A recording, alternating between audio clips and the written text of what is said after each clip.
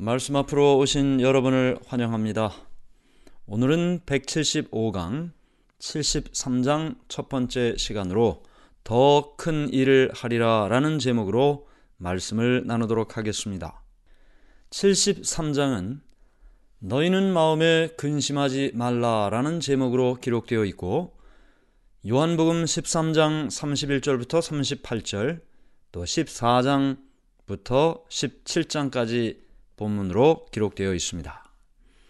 유다가 그 방을 나간 사건으로 지난 시간에 우리가 말씀을 배웠는데요. 자기가 계획한 예수님을 배신하는 계획이 폭로되자 유다는 그 방을 떠나갑니다. 유다가 떠난 후에 그 방에는 11 제자와 예수님만 남았습니다. 예수님께서는 제자들에게 이제 앞으로 다가올 이별을 말씀하시려고 하셨습니다. 그런데 그 말씀을 하시기 전에 자신의 사명의 목적에 대해 말씀하셨습니다. 내가 왜 이 땅에 왔는지, 무엇을 위하여 지금까지 살았는지, 그는 늘 이 주제를, 이 목적을 생각하고 사셨습니다.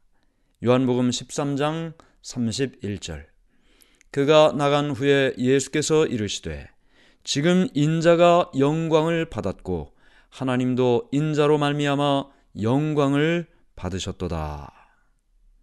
모든 굴욕과 고통은 하나님 아버지를 영화롭게 하는 일에 초점이 맞춰져 있습니다. 하나님을 영화롭게 한다. 하나님께 영광을 돌리는 것입니다. 많은 사람들은 이 세상에 하나님을 믿는다고 하면서요, 그가 무슨 일을 하든지 하나님께 영광 돌리기보다는 자기 자신에게 영광 돌리고자 하는 마음이 많습니다.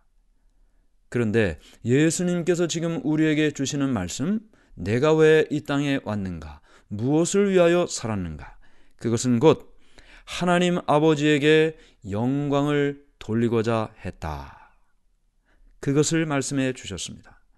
그것을 제자들에게 가르쳐 주시기를 원하셨던 것입니다. 요한복음 13장 33절, 작은 자들아 내가 아직 잠시 너희와 함께 있겠노라. 너희가 나를 찾을 것이나 일찍이 내가 유대인들에게 너희는 내가 가는 곳에 올 수 없다고 말한 것과 같이 지금 너희에게도 이르노라. 제자들의 마음은 두려웠습니다. 예수님은 그들의 선생님이고 또 주님이시고 사랑하는 친구이기도 했습니다. 그런데 이제 그들에게는 생명보다도 중요한 분이 되신 그분이, 예수님이 그들을 떠나려고 하는 것입니다. 그들의 마음은 캄캄한 미래로 걱정이 가득했습니다. 예수님께서 지금 그들을 떠나려고 하고 있다는 것을 아는 순간 그들의 마음은 두려움이 가득하게 됐던 것입니다. 그러나 예수님께서는 그 제자들의 마음을 보이는 것에서부터 보이지 않는 곳으로 그 마음을 이끌어 주셨습니다. 이 세상에서 하늘 본향으로 그들의 마음을 향하게 하셨습니다. 요한복음 14장 1절부터 3절, 너희는 마음에 근심하지 말라. 하나님을 믿으니 또 나를 믿으라. 내 아버지 집에 거할 곳이 많도다. 그렇지 않으면 너희에게 일렀으리라. 내가 너희를 위하여 거처를 예비하러 가노니 가서 너희를 위하여 거처를 예비하면 내가 다시 와서 너희를 내게로 영접하여 나 있는 곳에 너희도 있게 하리라. 예수님께서 말씀하셨습니다. 나는 너희를 위해 이 땅에 왔다. 너희들의 유익을 위해 일하고 있다. 내가 떠날지라도 여전히 너희를 위해 일할 것이다. 내가 이 세상에 온 것은 나 자신을 너희에게 보여줌으로 너희로 하여금 믿음을 갖게 하기 위함이었다. 이제 나는 너희를 위해 하나님과 협력하기 위해 아버지께로 간다. 예수님께서 떠나시는 목적은 제자들이 생각하는 것과 전혀 반대되는 것이었습니다. 이것은 마지막 이별이 아니었습니다. 예수님께서는 그들이 머물 하늘 집을 준비하기 위해 떠나는 것이었습니다. 이제 다시 오셔서 그들을 하늘로 데려가실 것이었습니다. 예수님께서 그들을 위해 하늘 집을 짓는 동안 우리는 이 땅에서 하늘에 적합한 품성을 지어야 하는 것입니다. 예수님께서 이렇게 말씀을 주셨어도 제자들은 아직도 어리둥절하고 있었습니다. 그때 의심 많은 도마가 이렇게 질문을 하죠. 요한복음 14장 5절 6절. 도마가 이르되 주여, 주께서 어디로 가시는지 우리가 알지 못하거늘 그 길을 어찌 알겠사옵나이까? 예수께서 이르시되 내가 곧 길이요 진리요 생명이니 나로 말미암지 않고는 아버지께로 올 자가 없느니라. 하늘로 가는 데는 많은 길이 있는 것이 아닙니다. 각자가 원하는 길을 선택할 수 없는 것입니다. 예수님께서 내가 곧 길이요 나로 말미암지 않고는 아버지께로 올 자가 없느니라 하고 말씀하셨기 때문입니다. 여자의 후손이 뱀의 머리를 상하게 할 것이라고 말씀하시던 에덴 동산에서부터 지금 우리가 사는 이 순간까지 하늘 가는 길은 오직 한 길이었습니다. 어린 양으로 상징된 예수님을 통해서만 하늘에 갈 수 있는 것입니다. 예수님만이 하늘 가는 유일한 길인 것입니다. 그런데도 불구하고 여전히 제자들은 이해가 되지 않았고 의심이 마음에 있었습니다. 요한복음 14장 7절 8절. 너희가 나를 알았더라면 내 아버지도 알았으리로다. 이제부터는 너희가 그를 알았고 또 보았느니라. 빌립이 이르되 주여, 아버지를 우리에게 보여 주옵소서. 그리하면 족하겠나이다. 예수님께서 그들과 3년 반 동안 같이 있었습니다. 그런데도 아직도 여전히 기초적인 질문을 하고 예수님께서 하신 말씀을 깨닫지 못하고 있는 것을 보면 이 세상에서 예수님을 믿고 하나님을 믿는 일이 그리 쉬운 일이 아니라는 것을 우리가 생각하게 됩니다. 제자들은 예수님을 만져보고 예수님의 말씀을 직접 보고 함께 생활했는데도 말이죠. 예수님께서 이 땅에 오신 목적이 무엇입니까? 우리는 이 시대의 소망의 내용을 처음 시작할 때 첫 강의를 통해서 예수님께서 이 땅에 오신 목적은 보이지 않는 하나님을 보여주시기 위해 이 땅에 오셨다라는 사실을 배웠습니다. 예수님을 통해 하나님을 보는 것입니다. 예수님을 통해 하나님을 아는 것입니다. 왜냐하면 마귀 사단은 하나님을 오해하게 만들었기 때문이죠. 그래서 예수님이 직접 오셔서 오해받고 있는 하나님을 다시 보여주고 알려주는 것입니다. 그런데 빌립은 지금 예수님께 무슨 질문을 하고 있습니까? 주여, 아버지를 우리에게 보여주옵소서. 지금 예수님께서 3년 반 동안이나 제자들과 함께 사셨습니다. 그리고 하나님을 보여주셨습니다. 그런데도 다시 예수님께 아버지를 보여달라고 요청을 하니 이런 답답한 일이 또 어디 있겠습니까? 예수님을 통해 하나님을 보는 것이고 예수님을 통해 하나님을 아는 것인데 빌립은 예수님께 아버지를 다시 보여달라고 요청했던 것입니다.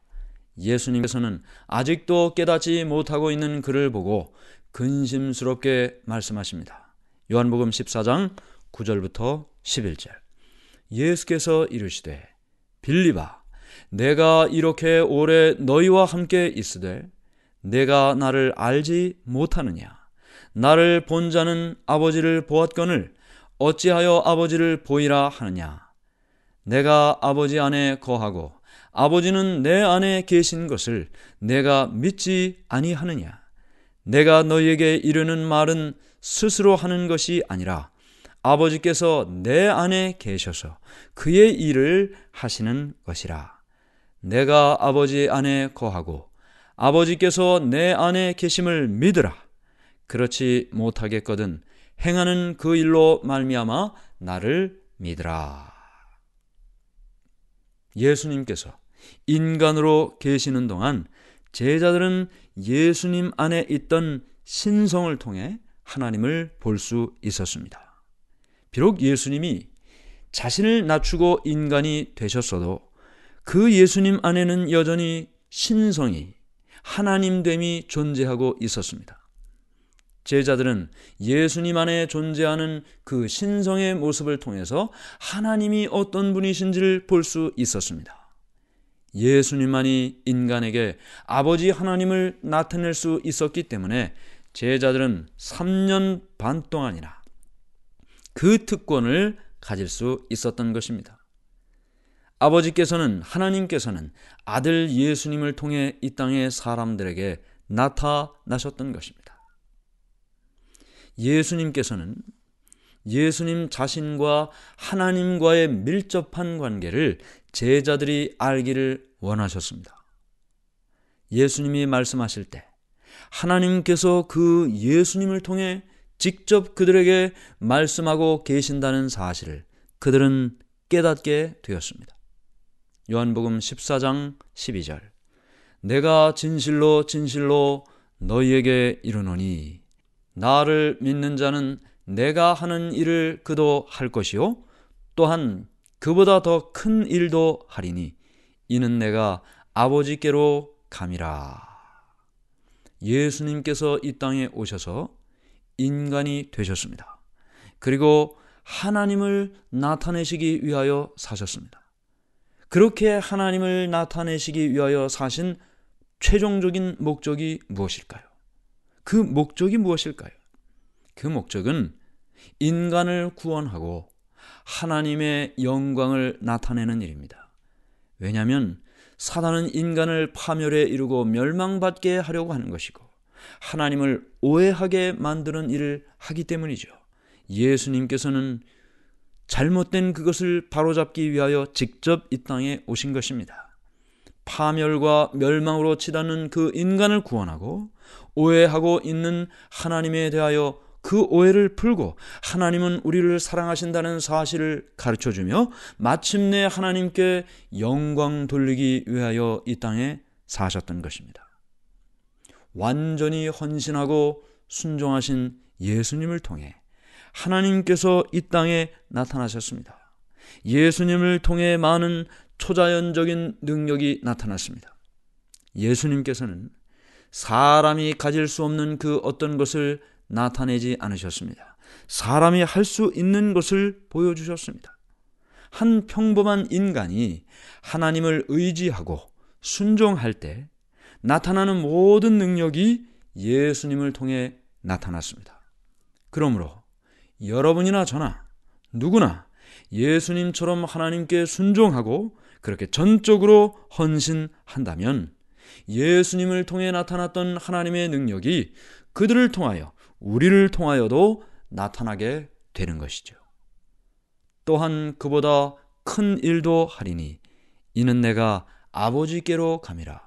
이 말씀은 제자들이 하는 사업이 예수님이 하신 것보다 더 커질 것이라는 말씀입니다. 예수님이 승천하신 후에 제자들은 성령 체험을 통해 이 말씀을 깨닫게 됩니다. 나보다 더 큰 일을 하리라. 너희는 이것보다 더 큰 일을 하리라. 성령의 능력을 통하여 설교를 할 때 3,000명씩 5,000명씩 하나님께 나오고 성전 미문에 앉아 구걸하던 안전뱅이를 일으켜 세우고 그들이 놀라운 역사를 경험하는 것 그들이 깨닫게 됩니다.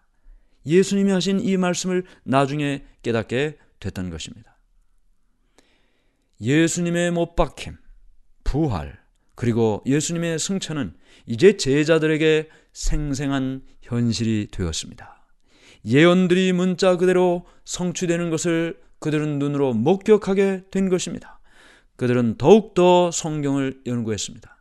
전에는 경험하지 못했던 믿음과 확신을 가지고 그 말씀을, 그 교훈을 받아들이게 되었습니다.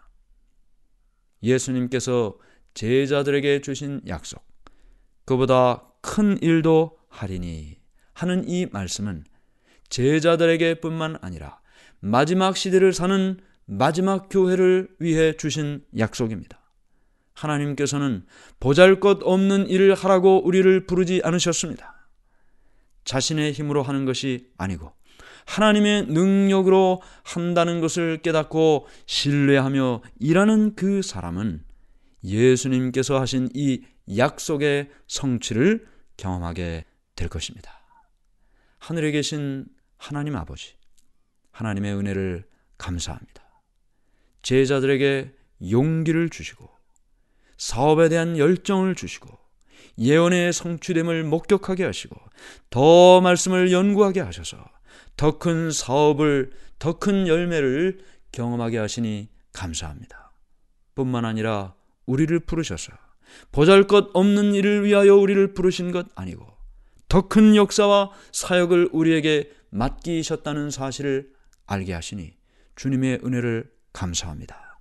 예수님이 그렇게 하신 것처럼, 제자들이 그렇게 한 것처럼 전적으로 하나님께 순종하고 헌신함으로 하나님의 역사를 우리의 사역의 현장에서 경험하게 인도해 주시옵소서.